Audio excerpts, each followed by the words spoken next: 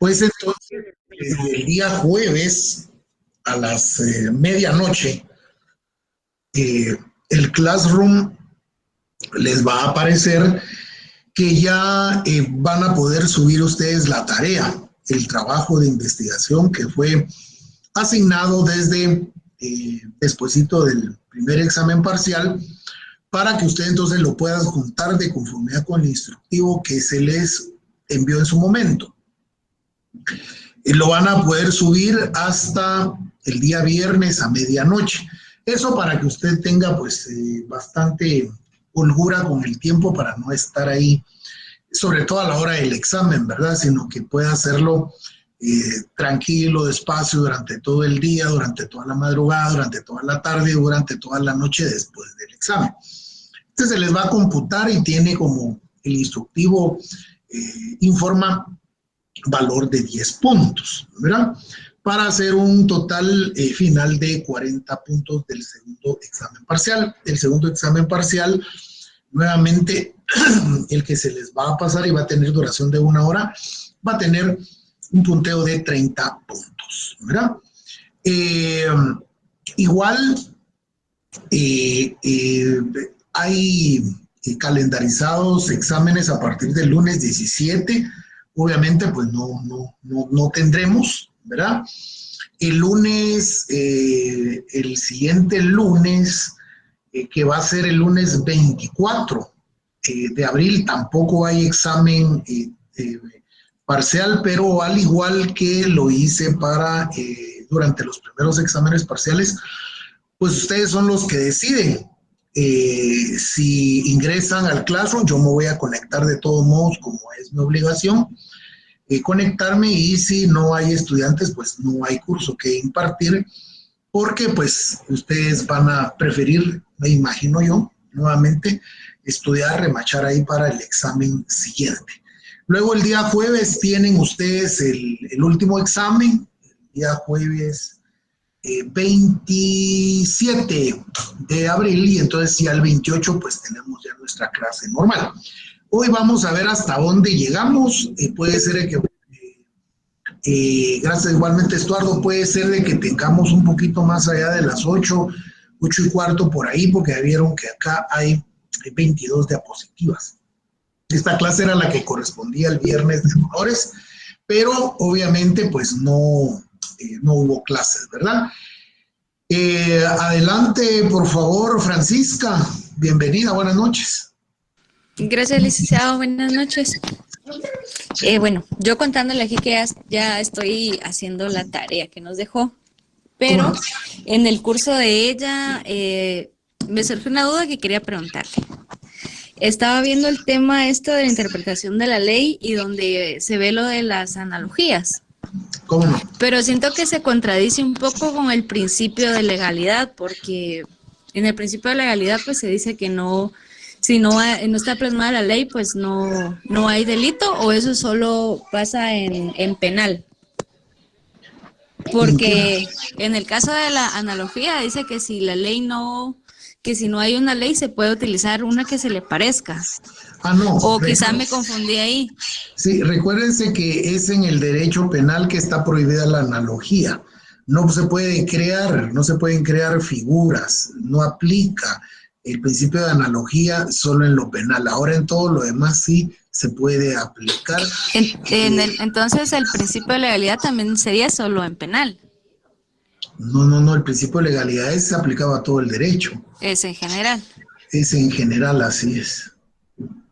Ajá, y yo siempre he explicado, y gracias por preguntarlo, el principio de legalidad va a tender a la fundamentación reglamentaria de la norma. Es el principio de legalidad. Ahora, el principio de juridicidad o principio de juricidad, que puede llamarse de las dos formas, de juridicidad o juricidad, es el principio de que todo acto, no solo en la administración pública, sino en los otros ámbitos de la materia de cualquier rama del derecho, debe estar fundamentado en ley. Por eso es de que precioso al final la ciencia y la rama que escogimos del derecho a ustedes, pero cuando sea ahí, le notifican a uno cualquier auto, sentencia, resolución de cualquier órgano jurisdiccional, ahí viene el fundamento legal, ¿verdad? Desde el constitucional, tratados internacionales en materia, etcétera, etcétera, ¿verdad? Entonces, el principio de juridicidad o juricidad es el principio de fundamentación de la ley de todos los actos, no solo en materia de cualquier materia del derecho, sino específicamente en el derecho administrativo, porque todos los actos de la administración pública deben de observar este principio, el principio de juridicidad o juricidad. Y no digamos el de legalidad, ¿verdad? Atendiendo a la reglamentación del acto jurídico, ¿verdad? Pero para eso estamos, Francisca, pero así es. Oye, principio de analogía, la prohibición la tiene el derecho penal. Se pueden crear figuras penales, mucho menos los jueces, ¿verdad? Está muy claro ahí, ¿verdad? Estamos a la orden siempre, ¿verdad? Bueno, muy bien. Entonces vamos a, ya una vez agotadas las preguntas, ¿verdad? Lamentablemente nunca hemos llegado más allá de 150, apenas 104 personas en esta reunión, pero bueno, ¿verdad? Entonces, y toda vez ya no hay preguntas con relación al trabajo de investigación asignado, pues vamos a iniciar. Estamos siempre en la unidad número 4. Yo les había advertido de que era bastante denso el contenido. Y entonces nos corresponde, buenas noches a los que se están incorporando, recién acaban de entrar a incorporar. 4.2, las estructuras de elementos de la norma jurídica, habíamos visto del juicio jurídico, ¿verdad? Y para esto, pues vamos a utilizar la biografía de José Fernando Velázquez Carrera, ¿verdad? Que ya les había yo advertido con anterioridad, ¿verdad? Y él realmente, miren, la obra, ¿verdad? Es la tesis de su maestría, realmente de la facultad del Instituto Tecnológico, de la versión del Tecnológico Monterrey, solo que es en la Ciudad de México, ¿verdad? No existe Distrito Federal, ¿verdad? Entonces, muy interesante, ¿verdad? Pues precisamente de él es de que he tomado los apuntes que vamos a compartir, ¿verdad? Entonces, para entrar a la estructura de la norma jurídica, el doctor José Fernando Velázquez establece que la preocupación filosófica por la estructura formal de la norma jurídica, como lo ha señalado Ariel Vázquez Gardiol, es sin duda inquietud relativamente reciente, a pesar de que significa que en el pensamiento jurídico contemporáneo es un hecho de relevante consideración. Pensamos que este problema está íntimamente relacionado con la forma en que se concibe la estructura de la norma jurídica según la clásica división aristotélica de los juicios en categóricos, hipotéticos y disyuntivos, que vamos a estar comentando durante el desarrollo, no solo de este punto, sino del siguiente, si es que nos da tiempo, ¿verdad? Con relación a las escuelas, precisamente del pensamiento de la estructura de la norma jurídica. Por eso es muy importante subrayarlo, por favor, porque seguro viene en el examen, ¿verdad? Según la clásica división aristotélica de los juicios en categóricos, hipotéticos y disyuntivos. Atendiendo a su relación y según nuestro criterio, pueden plantearse de la siguiente manera. ¿Cuál es la estructura lógica formal de la norma jurídica? Acuérdense que todo parte de la lógica formal. Venía una pregunta en el examen que ha sido muy recurrente precisamente en la revisión de los exámenes, ¿verdad? Yo trato la manera de hacer lo más, digamos, para sobre todo apoyo a ustedes, ¿no? Bastante teórico el examen. Es una clase teórica, no podemos salirnos de eso. O sea, es decir, yo no le puedo consignar a usted desarrollo de tema. Imagínense a qué horas yo leo 200 y pico de temas, ¿verdad? Y a ver si usted está bien en su... Para eso el trabajo, precisamente, ¿verdad? Para eso el trabajo. Pero entonces, aquí no hay pierde, porque ustedes tienen sus diapositivas, las imprimen, las subrayan y ahí no va a haber pierde de la pregunta que se les está haciendo, ¿verdad? ¿Cuál es la estructura lógica formal de la norma jurídica? Partamos del principio lógico formal, ¿verdad? Cuando entonces se utiliza, ¿verdad? El aspecto puramente del ordenamiento, del pensamiento, el raciocinio lógico formal, entonces estamos ante precisamente el pensamiento jurídico. ¿Tiene la norma jurídica la estructura de un juicio categórico, hipotético o destructivo? Pregunta, ¿verdad? José Fernando Velázquez. En cuanto a ello, dentro del enfoque de la lógica jurídica tradicional, como la de la moderna o la lógica deóntica, se han formulado diversos paradigmas que conciben a la estructura de la norma en general y de la norma jurídica en particular, como análoga a la de un juicio categórico, hipotético y disyuntivo, es decir, la forma de pensamiento. ¿Será que es lo mismo? ¿Verdad? Pensar en la forma precisamente de la lógica formal, que va a ser a lo mismo, igual que la estructura de la norma jurídica, ¿verdad? Y precisamente aquí aparece el término de analogía que preguntaba Francisca, ¿verdad? Entonces dice como análoga a la del juicio categórico hipotético disyuntivo, ¿verdad? Entonces hay una forma ahí de comparación con relación a ello.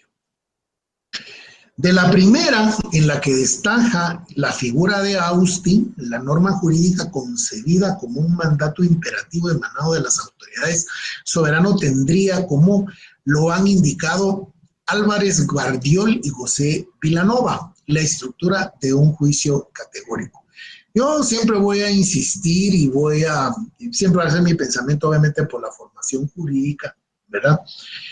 Y yo me voy precisamente y siempre voy a concluir con que precisamente la norma jurídica está concebida como el mandato imperativo emanado de la autoridad soberana, en este caso del Congreso de la República, que de conformidad con la Constitución y la forma como se concibe, la forma de nuestro sistema de gobierno, los frenos y contrapesos, la República y demás, corresponde y compete al organismo legislativo, en donde está la representación de la voluntad soberana del pueblo.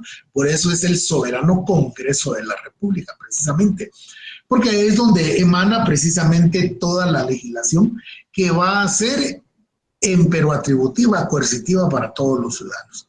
Así, según Álvarez Guardiol, la norma jurídica es para Austin un mandato imperativo emanado.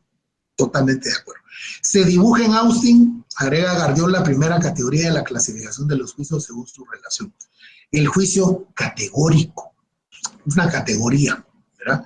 Vilanova, por su parte, señala para el saber o el sentido común de la norma son imperativos. Mandato de terminología tiene una estructura categorizada, ¿verdad?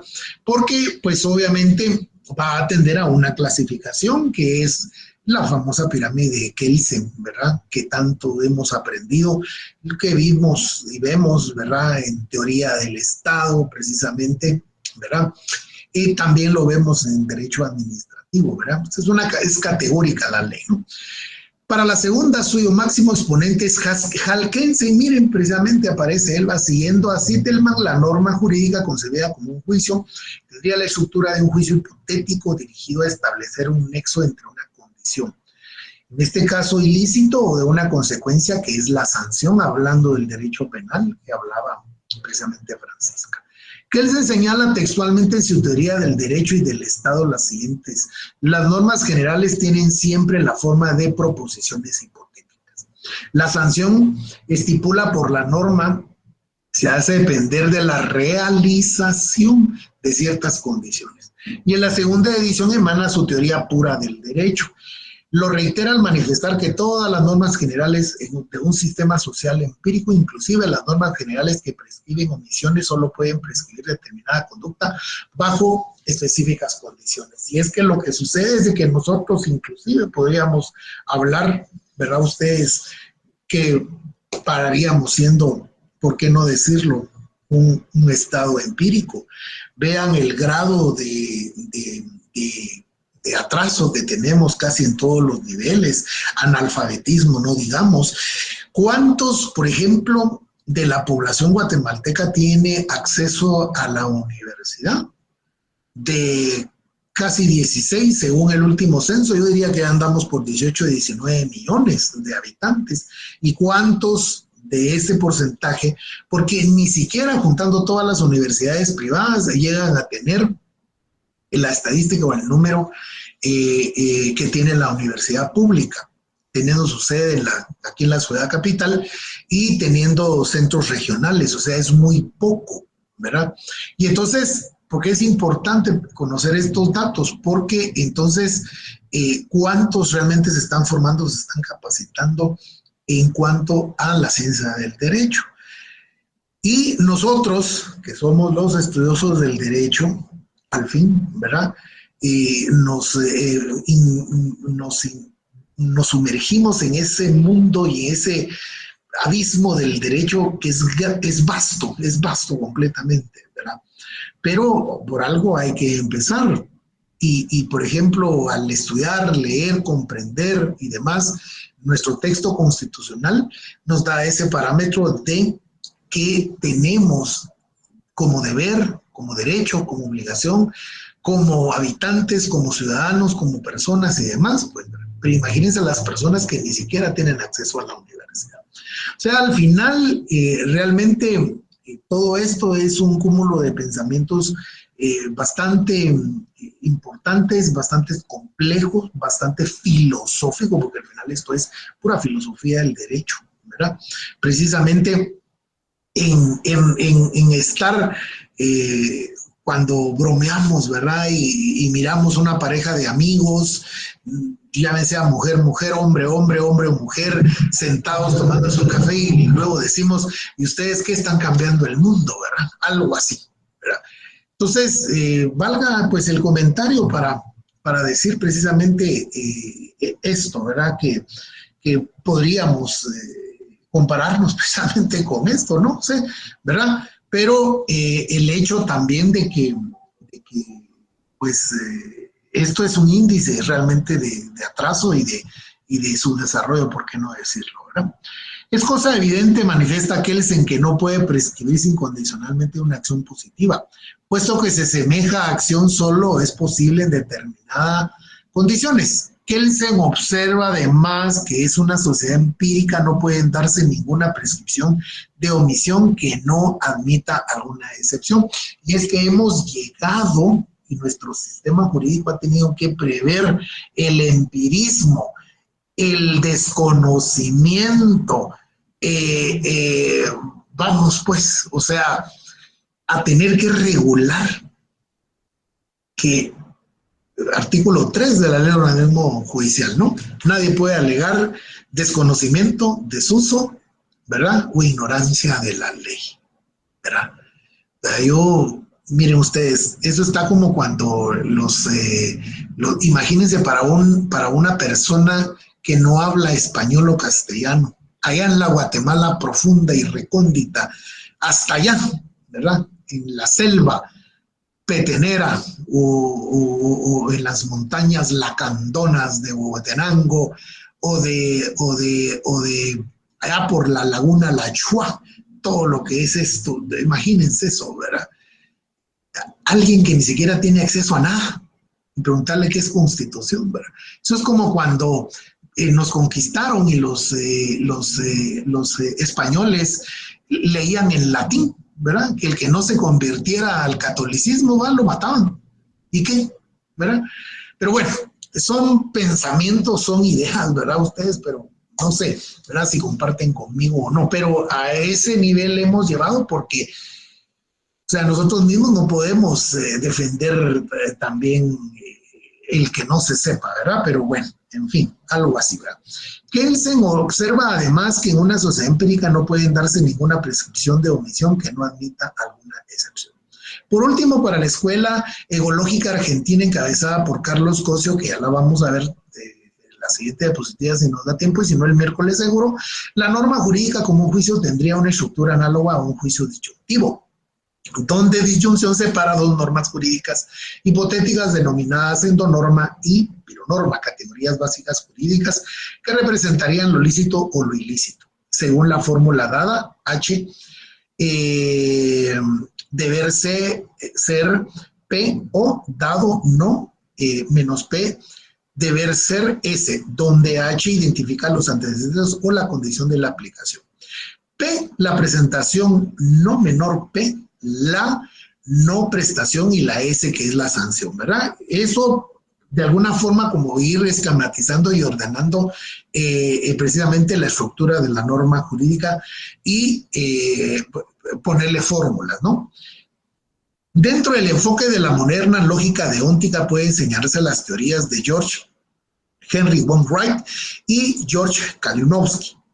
Estos cultivadores de la lógica deóntica sostienen la tesis de que la norma en general y la jurídica en particular puede describirse como una prescripción. Von Wright o proposición Kalinowski, con una estructura análoga a la de los juicios categóricos hipotéticos de la lógica apofántica, dependiendo de la condición de la aplicación de las normas, pueden dividirse en categórica, si su condición de aplicación es la de condición que tiene que cumplirse para que exista la oportunidad de hacer aquello que constituye su contenido, y ninguna exista una oportunidad de hacer aquello que constituye su contenido y ninguna de otra condición. Llamaremos a una norma que no sea regla ideal hipotética si su condición de aplicación es la condición que ha de cumplirse para que exista una oportunidad de hacer aquello que constituye su contenido y ninguna otra condición. Si una norma es categórica, su condición de aplicación no puede ser derivada solamente de su contenido. Kalinowski, en ese sentido, señala por su parte al respecto lo siguiente, sin entrar en el debate filosófico acerca de la naturaleza de las reglas del hacer y del obrar. Toda norma puede tomar la forma lingüística de una proposición condicional o incondicional. Y es que lo que sucede aquí, compañeros, es que ya es importante empezar a hacer la distinción y tener la reflexión sobre la composición precisamente de lo que hemos venido hablando. Emerson Orellana dice que se me escucha distorsionadamente. ¿Así me escucha la mayoría? No. Sí se le escucha bien. Emerson, yo creo que es genial. Se le oye, claro. Muchas gracias. Emerson, revise su conectividad, por favor. Muchas gracias, compañeros. ¿Verdad? Así, una norma técnica significa normalmente por una proposición condicional adaptada a su carácter hipotético. Puede igualmente ser proposición condicional. La norma, si alguien quiere dilatar un metal, debe aumentar convencionalmente la temperatura. Por otra parte, agrega Kalinowski, toda norma moral, aunque categórica, puede revestir la forma de una frase condicional. Debido a su generalidad, todo contribuyente, hablando y poniendo un ejemplo de derecho tributario, todo contribuyente debe hacer un tiempo oportuno su declaración de impuestos. Es sinónimo de si alguien es contribuyente, entonces debe hacer en tiempo oportuno su declaración de impuestos. O para poner en evidencia sus condiciones de aplicación, la escritura de venta de un bien inmueble debe ser redactada ante un escribano, un notario, escribano, llamado así en otras latitudes, ¿no? Al notario público. Significa lo mismo que si el objeto de la venta es un bien inmueble, entonces significa lo mismo que si el objeto de la venta es un bien inmueble. Entonces la escritura de venta debe de ser redactada ante un notario.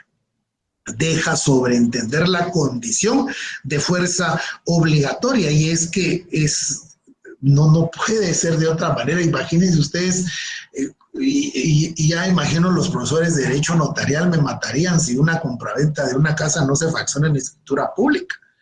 Pero por supuesto, o sea, eso es un acto eminentemente que tiene que revestir de toda formalidad posible, y no digamos de toda protocolizada, ¿verdad? Y no solo por el hecho de que va en el protocolo, sino que así es precisamente, ¿verdad? Y es que eso es precisamente lo que va a revestir y lo que va a agregarle esa característica precisamente a la categorización de la norma jurídica. Si Juan es libre y consciente, cuando ella es explicada, la norma se traduce por la frase condicional. Si Juan es libre y consciente, entonces debe de decir la verdad. Es por lo tanto lícito examinar, manifiesta por último Kalinowski, cómo lo hace la mayoría de los lógicos, las relaciones entre las normas llevadas a su forma incondicional, siempre que no se confunda el carácter categórico o hipotético de la norma con su forma lingüística, condicional o incondicional. Es decir, al final, cuando decimos que un punto o una coma hace la diferencia, eso es muy cierto, y no digamos en un instrumento público hablando del protocolo. Tanto en el enfoque de la lógica jurídica tradicional como en la moderna lógica deóntica, se han formulado diversas teorías en cuanto al problema que hemos venido examinando, las cuales conciben a la estructura de la norma en general y de la norma jurídica en particular como análoga a la de un juicio categórico hipotético disyuntivo que venimos comentando desde el principio, ¿verdad? Es decir, son semejantes, tienen similitudes, ¿verdad? Caso de la jurisprudencia analítica inglesa, de la de Viena de Kelsen o de von Wright y Kalinowski de la Escuela Ecológica Argentina de Carlos Cosio, respectivamente, que es el próximo punto al ver someramente desde el punto de vista de Eduardo García Maínez, precisamente los aportes de estas escuelas, precisamente al pensamiento de la estructura de la norma jurídica. García Maínez, por su parte, siguiendo a Zettelmann y a Kelsen, y aplicando en primer momento la lógica proposicional al análisis de la norma jurídica, donde afirman las normas jurídicas son imperativos hipotéticos que regulan bilateralmente el comportamiento humano. Totalmente de acuerdo. Y lo volvemos a encontrar en sus hipotéticos que hacen depender la realización de sus supuestos determinadas consecuencias de derechos, facultades y deberes. Posteriormente, al aplicar la lógica de las relaciones al análisis de la estructura de la norma jurídica, sostienen la tesis, como lo hace el filósofo polaco George Kalinowski, de que la norma jurídica tendría la estructura de un juicio racional. Es precisamente, caemos nuevamente a la analogía, precisamente que vienen haciendo y comentando los demás filósofos comentados. Así lo afirma en su Lógico del Juicio Jurídico, donde afirma lo siguiente: la norma de derecho, con sus dos partes, es un juicio relacional. Lo que expresa es la implicación de una consecuencia por sus antecedentes. Yo lo subrayaría ahí, compañeros, ¿verdad?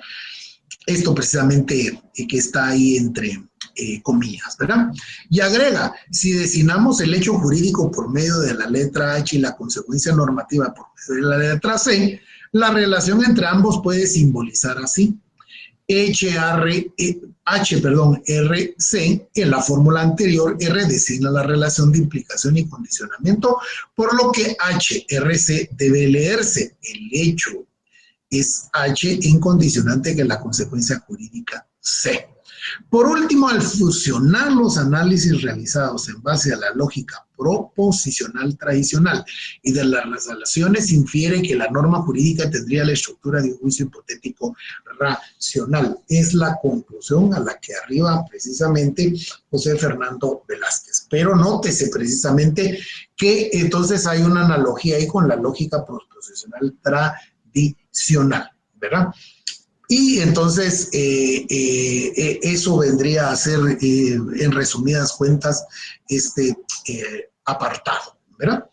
Ahora, ¿cuáles son las partes o los elementos de la norma jurídica? Porque lo visto anteriormente es relativamente a la estructura.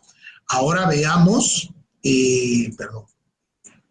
las partes o los elementos de la norma jurídica que pareciera ser que aquí se complicara un poco la cosa, pero no. Pero aquí lo que tenemos que entender y llevar el hilo conductor es precisamente la fórmula, todas las fórmulas que nos empiezan a dar los filósofos. Para Kelsen, la norma jurídica estaría entregada por dos partes o elementos: la condición ilícito y una consecuencia sanción. En la fórmula siguiente, si A debe ser B, donde A representa el ilícito y B es la sanción. Por ilícito acto antijurídico, Kelsen entiende el supuesto al cual la norma jurídica enlaza la sanción.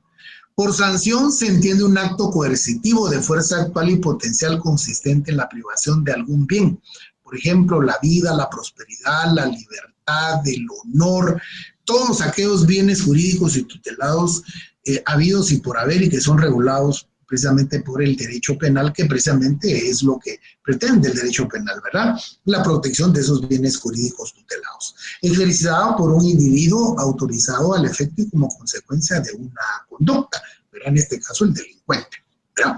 La estructura de la norma de derecho con sus elementos quedaría ilustrada por medio del cuadro siguiente.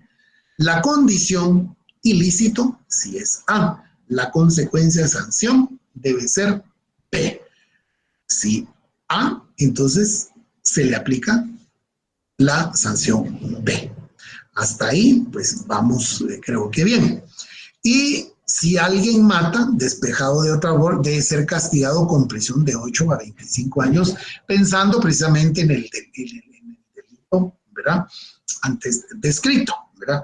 Pero por supuesto, para ello, pues hay N cantidad de ejemplos y de delitos con sus sanciones en el Código Penal.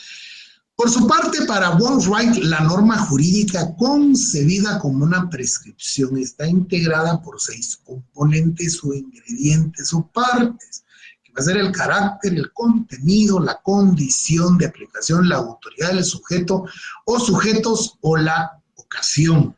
Y vamos a ir viendo cada uno de ellos. Los 3 primeros, o sea, el carácter, el contenido y la condición de aplicación, constituyen lo que sugiere llamar Wainwright el núcleo normativo, es decir, la estructura lógica que las prescripciones tienen en común con otros tipos de normas. Los otros, es decir, la autoridad y el sujeto o sujetos, ocasión, son para Wainwright componentes distintivos de las prescripciones que no se encuentran necesariamente en las demás normas. Según Wainwright, el carácter de una norma depende de si la norma se da para que algo deba o pueda o tenga o no ser hecho, y para representarlo se induce el símbolo O, pero el carácter de deber o el símbolo P para el carácter de poder. Para el carácter tener que no, Wainwright no introduce un símbolo especial, pues considera que es indiferible con el carácter de deber. Las normas con el carácter del deber para Wainwright pueden también ser denominadas normas de obligación. Las normas con el carácter de poder, normas permisivas, y las normas con carácter de tener que no son normas prohibitivas. Por contenido de una norma, Wainwright entiende aquello que debe o puede o tiene que hacerse o no hacerse. Es decir, las cosas o actos, abstenciones de cambiar estados de cosas. Prescrita, mandata, permitida o prohibida. Para representarlo, introduce las expresiones P o Q para los estados de cosas, menos P y menos Q para los estados de cosas opuestos, T para los cambios de los actos y F para las abstenciones. En cuanto a la condición de aplicación de la norma, Wainwright la entiende como aquella condición que tiene que darse para que exista oportunamente hacia aquello que es el contenido de una norma dada. En el caso de las normas categóricas, es decir, aquellas en las que la condición de aplicación está ya dada en el enunciado de su contenido, por ejemplo, es obligatorio cerrar la ventana. La condición de aplicación sobreentendida es que la ventana está abierta, porque si no, de otra manera, ¿cómo la voy a cerrar? Según Wainwright, no es necesario símbolo alguno. Las normas hipotéticas, por ejemplo, obligatorio cerrar la ventana si llueve. Por el contrario, si exigen que se especifique dicha condición, Wainwright introduce para ello el símbolo diagonal que se coloca a la derecha del contenido de la norma. Por autoridad de una prescripción, Wainwright entiende el agente que da o emite la prescripción. Por sujeto o sujetos de una prescripción, Wainwright entiende el agente o agentes a quienes la prescripción se dirige o se da. Por ocasión, Wainwright entiende la mención de la localización, es decir, lugar o lapso en el tiempo. Hay que señalar 2 puntos en cuanto a lo examinado. El primero, para los últimos 3 elementos antes examinados de las normas, Wainwright no introduce ningún tipo de símbolo o expresión que los represente. Y B, que la teoría de von Wright es esencialmente una teoría de lo que denomina núcleos normativos. Así entonces, la estructura del núcleo normativo, según von Wright, de la prescripción jurídica, con sus elementos sería menos P, carácter, D, menos PTA, contenido, la diagonal QTQ, condición de aplicación. Aquí está de modo con las fórmulas que pues él ha creado precisamente para hacer la distinción de los elementos, ¿verdad? Así, por ejemplo, en la norma no está permitido estar junto a la acera de los números pares, salvo en el caso de las ambulancias, motobombas, aquí dice autobombas, o vehículos policiales. El carácter sería no está permitido estacionar junto a la acera de los números pares. Sería el contenido y salvo en el caso de las ambulancias, las motobombas y los vehículos policiales, sería la condición de aplicación. En este caso, entonces, la estructura del núcleo normativo de la norma del derecho con sus elementos quedaría ilustrada por medio del siguiente cuadro. Carácter menos P, contenido F menos P, TP, condición de aplicación diagonal QTQ. No está permitido estacionarse junto a las aceras de los números pares, salvo en los casos de las ambulancias, las autobombas, las motobombas, ¿verdad? O las radiopatrullas, etcétera, ¿verdad? O sea, trata la manera de ilustrarnos de esta forma y cómo se despeja precisamente estos componentes de la norma jurídica. En lo referente al problema que hemos venido analizando, García Maínez varía su postura de acuerdo a la clase de lógica que utiliza para analizar el problema de la estructura de la norma jurídica, cuando aplica la lógica tradicional, aquella que vimos inicialmente, la lógica tradicional, la lógica clásica aristotélica. Sostiene que la norma jurídica de carácter genérico como un juicio hipotético estaría integrado por dos elementos, el supuesto y la disposición. Al supuesto lo definimos como la hipótesis que al realizar da nacimiento a las consecuencias de derecho. Y para hacer referencia al mismo y al hecho de su realización, emplea las letras S y H. A la disposición, por su lado, la define como la parte de la norma que expresa qué derechos y deberes están condicionados por la realización del supuesto. Y para hacer referencia a la misma, emplea la letra F para el derecho subjetivo y la letra D para el deber jurídico. La estructura de la norma jurídica con sus elementos sería entonces la siguiente composición, que va entrelazado con todo la fórmula y después entonces la estructura de los recuadros. No se preocupen que no voy a preguntar ni las letras ni los recuadros para el examen, ¿sí?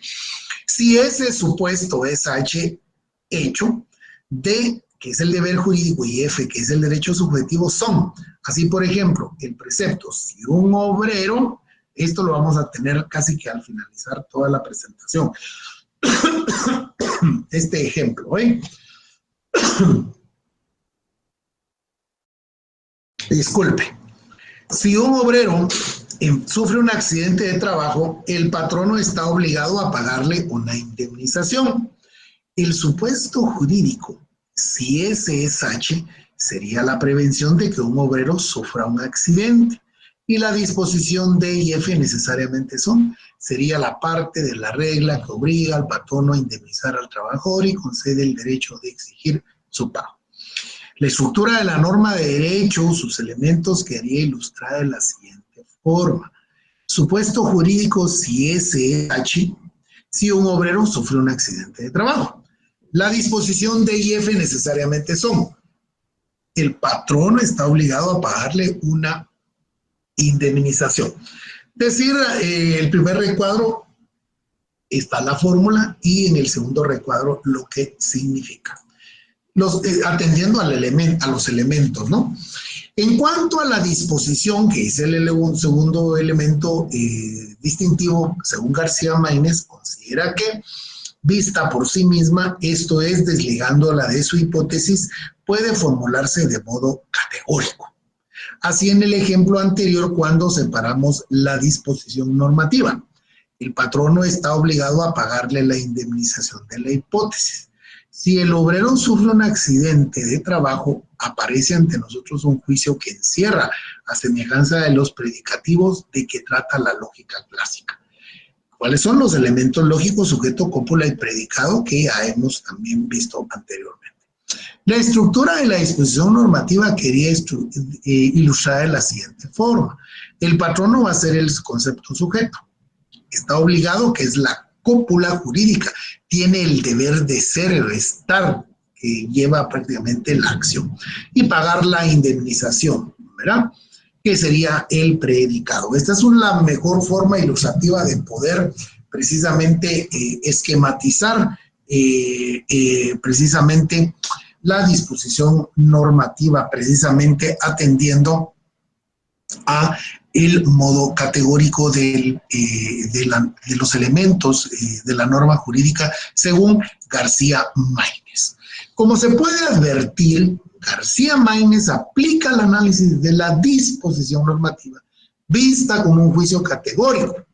El cálculo de clases, y desde este punto de vista considera que la misma se encontraría integrada por tres elementos similares a los que se integra esta clase de juicios: el concepto sujeto, el predicado y la cópula jurídica anteriormente vista.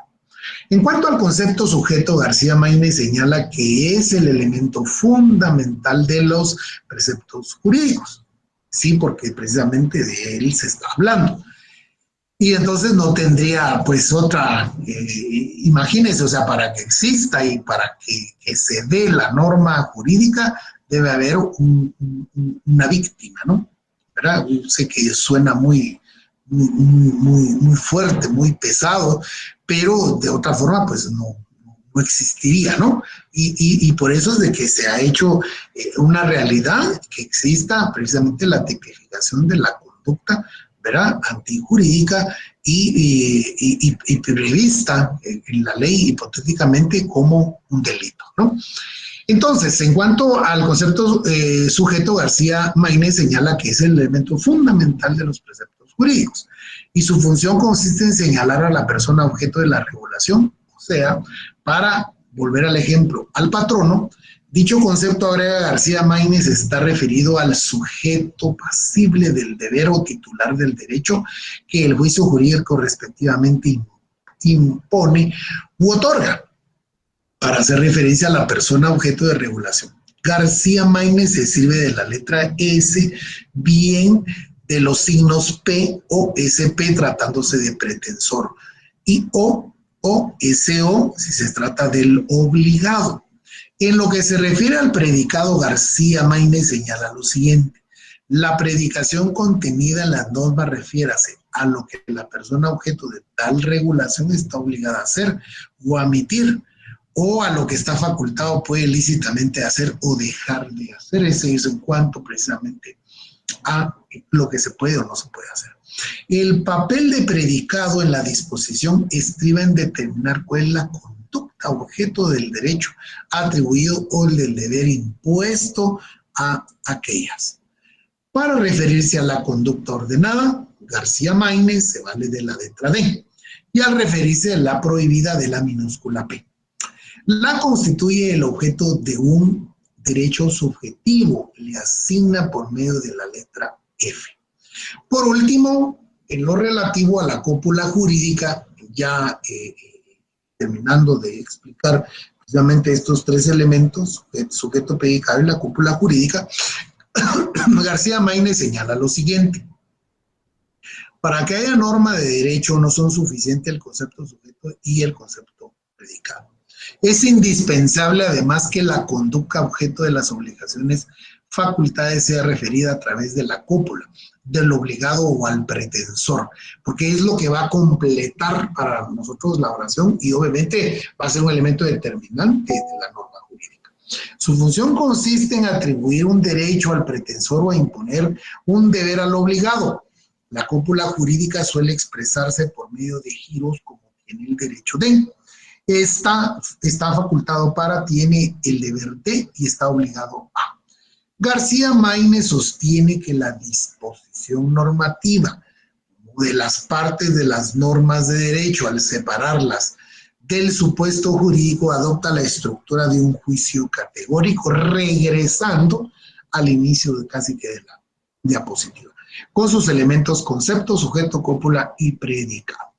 De todo lo expuesto se refiere que desde el punto de vista de la lógica tradicional, de la lógica clásica aristotélica, la estructura completa de la norma de derecho abstracta, tomando los elementos que componen la disposición normativa, según García Maínez, sería entonces la siguiente. Primero con su forma y luego con el recuadrito para mejor comprensión. El supuesto jurídico simbolizado con las letras S o S es H, y en el caso del ejemplo anterior, si un trabajador sufre un accidente de trabajo. Y la disposición normativa integrada por el concepto sujeto simbolizado con la letra O. En el ejemplo patrono, la cópula jurídica simboliza con el término debe o tiene el deber de, en el ejemplo, está obligado. Y en el predicado simbolizado con el término observar la conducta de. En el ejemplo, pagar la indemnización. Esquemáticamente la estructura sería entonces la siguiente. Si S es H, O debe observar la conducta de. El cuadro siguiente muestra la estructura de la norma jurídica y esta quedaría entonces de la siguiente forma. Supuesto jurídico si es S y H. La disposición D y F son necesariamente. Ahora, ¿qué quiere decir o qué significa todo esto? Si un obrero sufre un accidente de trabajo, el patrono, que es el sujeto, está obligado, que es la cópula jurídica que tiene el deber del predicado de, a pagar la indemnización, que es el predicado de también, ¿verdad? Entonces, al final, pues, la explicación está bien, ¿no? ¿Verdad? Pero al final, precisamente, el esquema nos ayuda a mejor comprensión, precisamente, de lo que Eduardo García Maínez nos informa, precisamente, con relación a los elementos de la norma jurídica. Posteriormente, cuando García Maínez aplica la lógica de las relaciones al examen de la estructura de la norma jurídica y la concibe como un juicio relacional, sostiene que estaría integrada por tres elementos: concepto referente, el racional y el relato. Aquí ya está hablando de otra composición. Al respecto, referente lo define como aquel que sostiene el sentido de la relación. 1. Y para hacer referencia al mismo que en el caso de la norma jurídica se refiere al hecho jurídico. Amplía la letra H. Al concepto relacional, por su lado, lo define como, y para hacer referencia al mismo que designa a la relación de implicación y condicionamiento, emplea la letra R. Al concepto relato lo define aquel, y para hacer referencia al mismo que designa la consecuencia normativa, emplea la letra C. La estructura de la norma jurídica, concebida como un juicio relacional, como sus elementos inherentes, sería entonces, según García Maínez, de la siguiente forma. El hecho H es condicionalmente que la consecuencia jurídica C. El hecho H, concepto referente, es condicionante, concepto relacional R, de la consecuencia jurídica C, concepto relato. Así, por ejemplo, en el precepto ya mencionado anteriormente, el ejemplo, ¿verdad?, de derecho laboral de previsión social que ha tomado, si un obrero sufre un accidente de trabajo, el patrono está obligado a pagarle una indemnización. El concepto referente H sería la previsión de que un obrero sufra un accidente. El concepto relacional sería la condicionante. Si entonces R y el concepto relato C sería la parte de la regla que obliga al patrón a indemnizar al trabajador y concede a este el derecho de exigir el pago. Esto entonces, ¿cómo quedaría de la siguiente forma? Al observar la estructura de la norma del derecho con sus elementos integrantes desde el punto de vista de la lógica de las relaciones, según Eduardo García Maínez, queda de la siguiente manera. Concepto referente H, hecho jurídico. Concepto relacional R. Concepto relato C, consecuencia jurídica. El hecho jurídico de un obrero sufra un accidente de trabajo es condicionante de que el patrono esté obligado a pagarle una indemnización. En relación a la consecuencia jurídica o concepto de relato, García Maínez, en forma análoga, ¿verdad? Aquí sí está permitida, obviamente, porque es filosofía, aquí existe mucha analogía, a cómo concibe la estructura de la misma desde el punto de vista de la lógica tradicional como un juicio categórico. Insiste precisamente lo del juicio categórico, desde la lógica de las relaciones la concibe como un juicio de esta clase.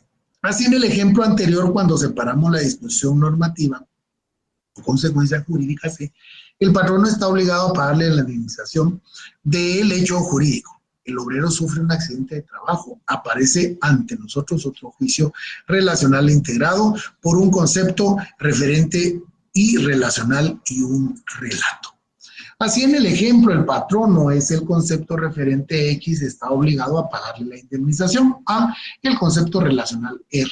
Y el concepto relato que aparece en la forma implícita sería el trabajador. Y como se puede observar, en toda consecuencia jurídica considerada como juicio relacional, estaríamos, según García Maínez, habrían 3 elementos. El primero, el concepto referente X, que es el patrono. El segundo, el concepto relacional R, que está obligado a pagar la indemnización. Y el tercero, el concepto relato I, que es el trabajador. Así, la estructura de la consecuencia jurídica concebida como un juicio relacional, aquí hablando de juicio relacional, pasándolo análogamente del juicio categórico, queda ilustrado de la siguiente forma. El concepto referente X, que es el patrón, concepto relacional R, que está obligado a pagar la indemnización, el concepto relato I, que es el trabajador. Mejor forma de explicarlo gráficamente, pues creo yo que no existe, ¿verdad? Ya que visualmente es mucho mejor y más digerible. Como se puede observar, García Maínez sostiene que la consecuencia jurídica, como una de las partes de las normas de derecho concebida, como un juicio relacional al separarlas del hecho jurídico, adopta la estructura de otro juicio relacional con sus mismos elementos. De todo lo expuesto puede inferirse que la estructura completa de la norma de derecho, tomando los elementos que componen la consecuencia normativa, es la siguiente. Para despejar la fórmula y luego el esquema. El hecho jurídico H, concepto referente, en el caso del ejemplo anterior, un trabajador sufre un accidente, es condicionante. R, concepto relacional, el ejemplo es condicionante y la consecuencia jurídica C es un concepto relato integrado a la vez con 3 conceptos similares. Concepto referente X, el patrono, concepto relacional R. Está obligado a pagarle la indemnización A, el concepto relato I, que es el trabajador. Así, la estructura entonces jurídica completa concebida como un juicio racional queda ilustrado en el cuadro siguiente. Concepto referente H, que es un hecho jurídico. El hecho jurídico, el obrero sufre un accidente de trabajo. Concepto relacional R, es condicionante de ¿qué? Que el concepto relato C tenga una consecuencia jurídica. ¿Qué va a ser entonces? El concepto relato, el patrono, que está obligado a pagar la indemnización A. Concepto referente X, ¿verdad? Que va a ser también siempre el patrón. El concepto relacional R y el concepto relato es I, ¿verdad? Aquí ya está más extendida, entonces, la forma del pensamiento, la estructura, precisamente, ¿verdad? De la variante de la analogía. Y por último, al fusionar los análisis realizados en base a la lógica proposicional, tradicional y de relaciones, infiere que la norma jurídica tendría la estructura de un juicio hipotético, relacional integrado por los elementos del supuesto y la disposición, que a su vez estaría integrado por los 3 elementos sujeto, cópula, jurídico, predicado, relacional. Se llega hasta ahí precisamente y hace toda esta esquematización y con todos estos números y letras, y es precisamente para poder ilustrarnos precisamente los elementos que constituyen precisamente la norma jurídica vista desde el punto de vista como un juicio hipotético relacional, ¿verdad? Van a disculpar, compañeros, que me haya ido de un solo, ¿verdad? Me quedarían únicamente las siguientes 8 diapositivas, son rapiditas, nunca les he solicitado más allá que nos quedemos de las 8, pero el día de hoy pues apremia el tiempo y yo sí les voy a suplicar mucho esta colaboración a efecto de que nos pongamos precisamente al día. Así el día miércoles ya tenemos prácticamente el completo el contenido, ¿verdad? Pero sin embargo, Si tienen alguna pregunta, duda, comentario, yo creo que está bastante claro, sobre todo cuando llega a la parte de los esquemas, precisamente, ¿verdad? Y como les digo, no les voy a preguntar para el examen precisamente todo eso, pues, ¿verdad? Sino muchas gracias, Estuardo, le agradezco ahí su colaboración, ¿verdad? Lo bueno es de que venimos de Semana Santa, estamos algo bastante descansadones, ¿verdad? Ustedes, y eso permite un poquito todavía extendernos un poco más. Yo siempre he sido del criterio de que por ser la segunda hora, pues, y el trabajo y todo esto, pues, ¿verdad? Trato la manera de ser muy ejecutiva en la clase, ¿verdad? Pero en esta ocasión, pues sí quiero solicitarle su colaboración.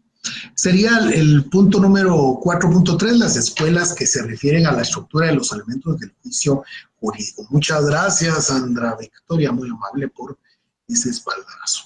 La Escuela Analítica Inglesa de la Jurisprudencia, como su nombre lo indica. Sin embargo, lo que vamos a ver es precisamente el aporte a la composición y la aplicación en el caso de la legislación guatemalteca.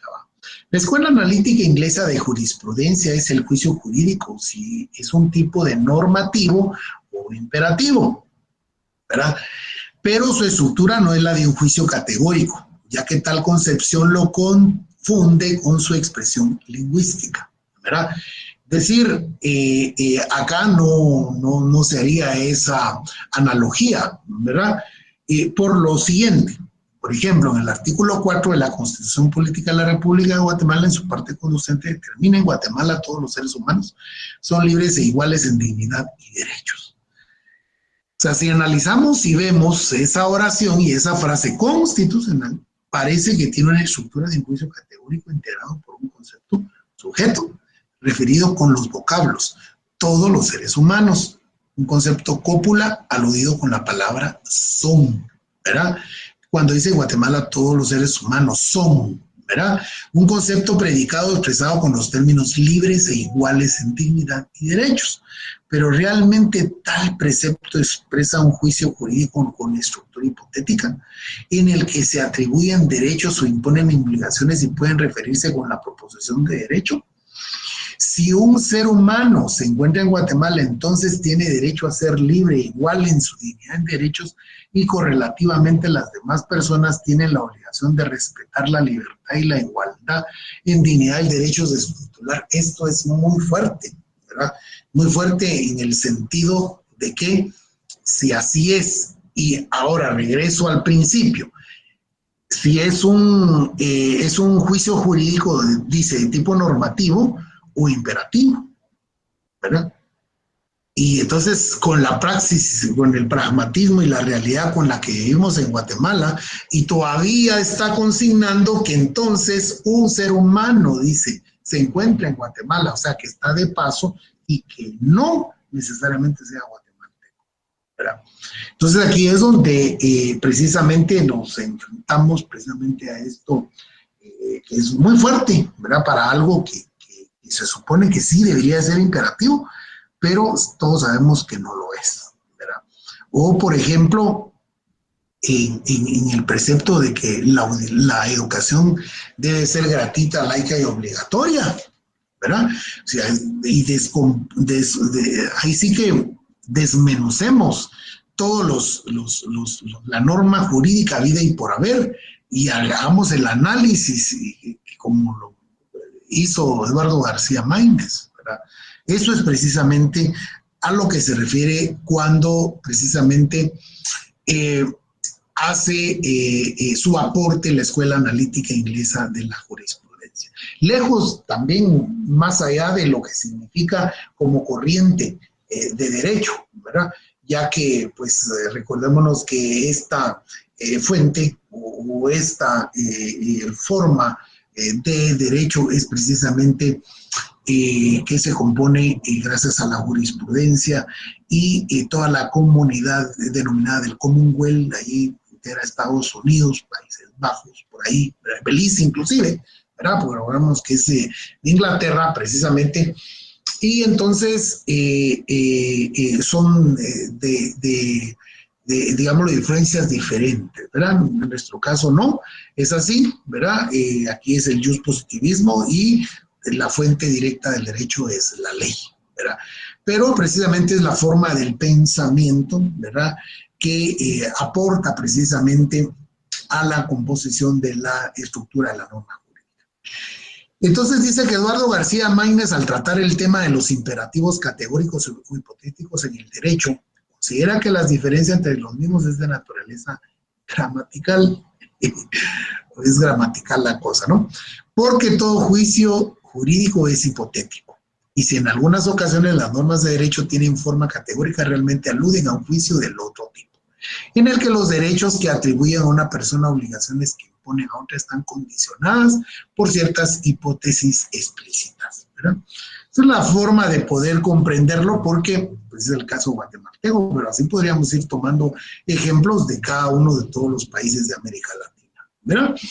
Pero bueno, eso sería entonces el aporte de la escuela inglesa precisamente a la norma jurídica. Ahora, el caso de la Escuela de Viena. El juicio jurídico es un tipo de los de normativos o imperativos, cuyas partes, supuesto y disposición jurídica están unidos y vinculados por el concepto gramaticalmente es la conjunción condicional sí. Entonces, por lo que también tiene estructura hipotética. Eduardo García Maínez refuta de la Escuela de Viena la forma como formula el juicio jurídico. Si es A, debe ser B, ya que tiene el efecto de que solo alude a una de las consecuencias, el deber, y no considera el otro término de la relación. Pero solo es aceptable si la expresión debe de ser B, alude a un deber correlativo de un derecho. Y las consecuencias jurídicas, según citan a dicho filósofo los juristas Josefina Chacón de Machado y Carmen María Gutiérrez de Colmenares, no se reducen a la imposición de un acto coercitivo por parte del Estado, debido a que muchos supuestos jurídicos producen como consecuencia de atribuciones o facultades subjetivas a determinadas personas, ¿verdad? Pero es que eso de la subjetividad va a depender de la situación en la que se encuentre, ¿verdad? Pero bueno, obviamente siendo una escuela de Viena, pues imagínense, ¿verdad? Lo que es Occidente y lo que es Europa, prácticamente central, muy distinto a lo que vive la realidad de América Latina, siguiendo con el ejemplo guatemalteco. Se consideran justas las objeciones realizadas por Eduardo García Maínez, disculpa ahí por el mal teclazo, pero es más adecuada la segunda, ya que está claramente precisa que las consecuencias jurídicas no se traducen a la imposición de un acto coercitivo. Cuestión que en la primera refutación no quedó claro, pues simplemente expresó que el efecto de las fórmulas kelsenianas radican en que las consecuencias solo aluden al deber, sin indicar su objeto la imposición del acto coercitivo. Y entonces ese sería el aporte precisamente de la Escuela de Viena con relación a los elementos de la norma jurídica. Y en el caso de la Escuela Egológica Argentina de Carlos Cosio, que comentábamos en las otras diapositivas, esta es una escuela egológica argentina. El juicio jurídico, si es un juicio pero de tipo normativo, da la forma como dicha escuela concibe la significación elemental objeto de estudio. Se señala en el primero de los juicios jurídicos de tipo hipotético denominado, y ahí crea conocimiento nuevo, endonorma y que representa lo lícito. La Escuela Egológica Argentina no consideró que, como consecuencia de la realización de la condición de aplicación, significado con la letra UH, no solo un individuo debe realizar una prestación simbolizada con la letra P, sino que también se faculta a la persona para exigir el cumplimiento de la forma de la conducta impuesta, porque las consecuencias de derecho no se resumen en la prescripción de obligación. Los juicios jurídicos son juicios normativos bilaterales. Y en que la unión de los juicios jurídicos de carácter hipotético a cada uno denominados endonorma y opinonorma, mediante el concepto que realmente se llama una conjunción Disyuntiva es una formulación generalizada de dos significaciones elementales que remotamente se encuentran referidos a una expresión jurídica manifiesta por el legislador, por lo que la simboliza efectuado por dicha escuela en las escasas ocasiones podría representar la estructura de los juicios jurídicos aludidos en las normas de derecho contenidas en los códigos o leyes, o en todo caso, si se estima o se juzga que representa la estructura de algunos casos, adolece del error indicado en el numeral romano y las consecuencias de derecho no se reducen a la prescripción de obligaciones, porque también se faculta a otra persona para que exigir el cumplimiento de la forma, conducta impuesta, comentado precisamente por haciendo una comparación con la escuela vienesa anteriormente dicha, precisamente hablando de la subjetividad, ¿verdad? Y aquí hablando precisamente de los alcances que pueda tener el legislador en la creación de la norma. Y por último, la escuela de Eduardo García Maínez, pues muy importante, miren el legado realmente de este gran filósofo, el filósofo, abogado mexicano, ¿verdad? Miren hasta dónde llegó para haber creado su propia escuela. La teoría de Eduardo García Maínez, se harán análisis, comentarios de cada una de sus partes, según la forma como se expuso.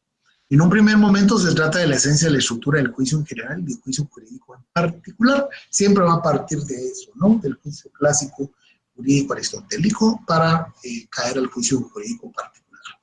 Dicho filósofo del derecho, con fundamento de dos perspectivas distintas, afirmó que con el apoyo de la lógica aristotélica, que la disposición jurídica se integra a un concepto sujeto, un concepto cópula, un concepto predicado, los cuales constituyen uno de los juicios relacionados en forma recíproca y necesaria, que sí alude al aspecto activo de la regulación jurídica. El otro juicio implícito refiere al aspecto positivo y viceversa. Pasivo, perdón. Y es que lo que sucede es que siempre tenemos que encontrar estos tres elementos en cualquier norma jurídica. Siempre, siempre lo tiene que tener, ¿verdad? Si le falta cópula, está bien hecho. Si le falta predicado, no digamos, ¿verdad? Y el sujeto, peor, ¿verdad? Que es el fundamental, es el principal.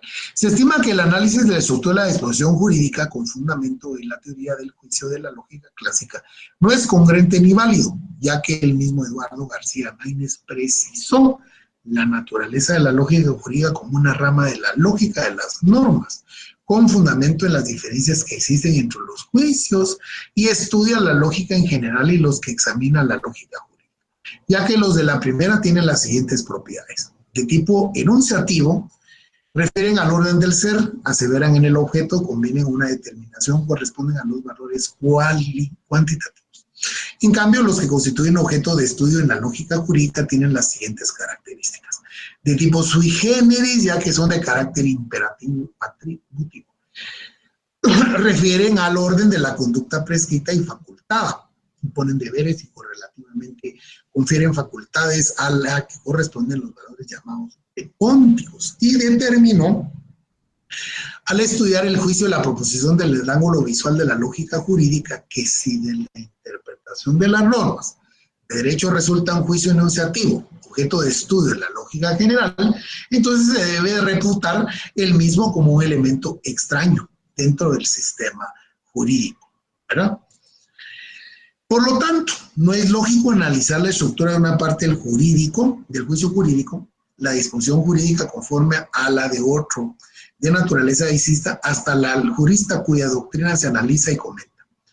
Emprendió otro estudio con fundamento en la lógica de las relaciones porque se percata que la relación entre el respecto activo y pasivo contenidos y la disposición jurídica es el mismo tipo que se produce entre los juicios relacionales, porque ambos aspectos se refieren al mismo vínculo jurídico y a diferencia de los juicios enunciativos en los que el concepto predicado expresa una característica o cualidad del objeto significativo por el concepto sujeto, la función empero-atributiva del concepto de denominar cópula jurídica no imputa las consecuencias jurídicas a los objetos de relación como cualidades de estos o expresión de ciertas características de su conducta efectiva, ¿verdad? Aquí ya él explica y entonces y da los parámetros de por qué precisamente no podría corresponder. Sin embargo, no los descalifica como tal, sino está explicando las razones, ¿no? Con fundamento en la lógica relacional, que la disposición jurídica se integra de un concepto referente, Un subconcepto relacional y un concepto relato, los cuales constituyen uno de los juicios de tipo relacional que atribuye derechos de una persona, denominándolo como norma explícita o relación directa, el cual es equivalente con otro juicio también de naturaleza relacional, que pone deberes y obligaciones a otra, designándolo como norma implícita o relación conversa. De la aplicación de la lógica relacional de la disposición jurídica del juicio jurídico efectuada por Eduardo García Maínez se valora lo siguiente. Correcta la afirmación de que la naturaleza de la disposición jurídica es del tipo relacional. En efecto, tomando como un ejemplo el utilizado al exponer esta parte de la teoría de dicho jurista, el juicio jurídico manifestado en el artículo 112 del Código Civil, ahora yéndonos al derecho de la familia, la mujer tendría siempre derecho preferente sobre el sueldo, salario y ingresos del marido. Este participa de las siguientes notas, las cuales corresponden todos los juicios relacionales. Los conceptos de la relación denominadas referente y relato se refieren a seres exteriores. El de otro orden, el concepto relacional no tiene un valor metafísico. El ejemplo citado, tanto el concepto de la mujer como el marido expresan seres exteriores el uno del otro, y el concepto relacional expresado con las palabras tendrá siempre derecho preferente sobre el sueldo, salario, ingresos del, no expresan una cualidad de la mujer ni ciertas características de su conducta afectiva, mucho menos, ¿verdad? La conversión de la disposición jurídica al juicio jurídico no implica modificaciones en su cantidad o cualidad, como en algunos juicios enunciados, ya que todo concepto relacional tiene un converso que permite invertir los conceptos de relación y aún así si se refieren a la misma situación objetiva. El mismo vínculo jurídico, verbigracia, la conversión del juicio jurídico citado como ejemplo manifiesta una norma de derecho. El marido tiene la obligación de dar su sueldo al salario de ingresos preferentemente a su mujer, y los conceptos en relación, referente y relato son, por su extensión, coordinados, y regresando al concepto, verán ustedes, en el ejemplo que se ha utilizado, tanto el concepto de la mujer como el del marido son por su relación coordinados de tipo cruce. Cuando vimos, se recuerda la categorización de los conceptos, porque sus extensiones están contenidas. Especies son un concepto jurídico de mayor extensión. El género significado con el concepto de cónyuge, que es al que pertenece el marido y la mujer. Bueno, compañeros, yo quiero agradecerles este tiempo de más que tuvieron para conmigo el día de hoy, a pesar de que conectadas a una teoría. Para usted, ¿cuál sería las escuelas la más acertada? Fíjese que lo que sucede es que yo me quedo con la escuela de Eduardo García Maínez, ¿verdad? Yo creo que él ha tratado de sintetizar, ha tratado de resumir precisamente las diferentes escuelas, ¿verdad? Y obviamente, pues, estamos aquí a la par, nada más, México y Guatemala, pues, ¿verdad? Y tiene una gran influencia en toda América Latina, ¿verdad? Recuérdense que en el caso de la Argentina ecológica, ¿verdad? Es que los argentinos, ¿verdad? Bien peculiar, eso es muy especial, ¿verdad? Cada una de las escuelas, pero de acuerdo a la pregunta que Sandra Victoria me lanza, pues yo sí me quedo con la escuela de Eduardo García Maínez. Es bien pragmático, lo explica muy bien, acertadamente, cada una de los elementos, precisamente, ¿verdad? Bueno, entonces, si ya no hay más preguntas, compañeros, yo me iría a usted, Sandra Victoria. Yo me iría quedando por ahí, entonces, agradeciéndoles que hayan permanecido. Son las 20:17. Van a descansar. Buen provecho, les agradezco muchísimo y nos vemos y nos saludamos el próximo viernes, lo cual me imagino va a ser la última clase previo a que procedamos a evaluarnos de nuestro segundo examen parcial.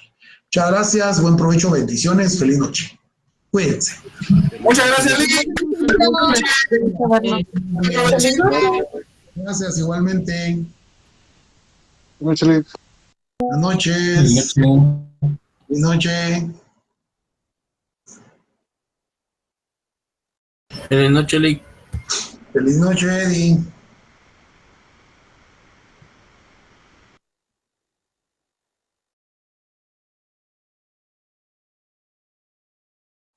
Ya, More.